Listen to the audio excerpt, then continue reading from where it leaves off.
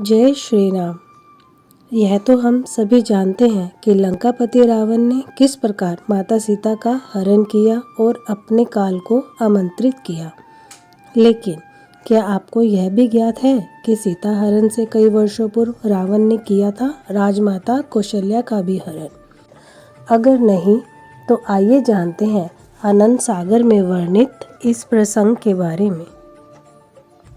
एक बार रावण के मन में अत्यंत उत्सुकता हुई कि वो अपनी मृत्यु के बारे में जाने और उस पर विजय प्राप्त कर अमर हो जाए और पूर्ण सृष्टि पर राज करे। इसी मनोरथ के साथ रावण सृष्टि के रचयिता ब्रह्मा जी के पास पहुंचा और उनसे अपनी मृत्यु के बारे में जानने की अपनी इच्छा व्यक्त की।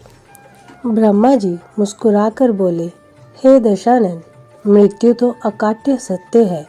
इस संपूर्ण धरा पर अमर तो कोई भी नहीं है। जो जन्मा है उसे मरना ही होगा। एवं तुम्हारी मृत्यु अवधपति दशरथ और कौशल्या के पुत्र श्री हरि के अवतार राम के हाथों सुनिश्चित है। रावण परम ज्ञानी था। उसने सोचा कि अगर किसी भी कारणवश दशरथ और कौशल्या का विवाह ना हो पाए तो राम का जन्म होगा ही नहीं और उसकी मृत्यु टल जाएगी।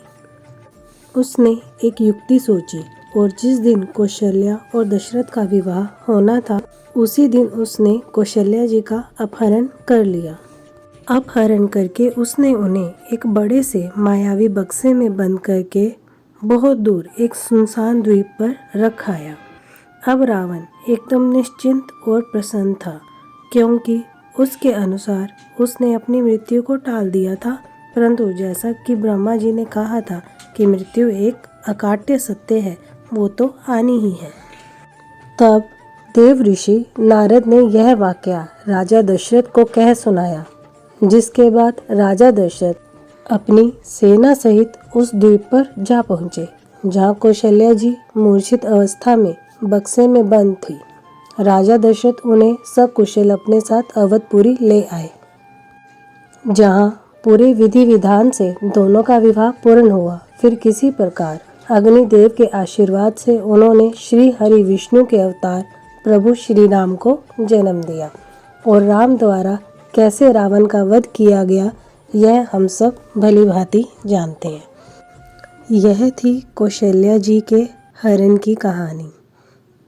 धन्यवाद। जय सिया राम।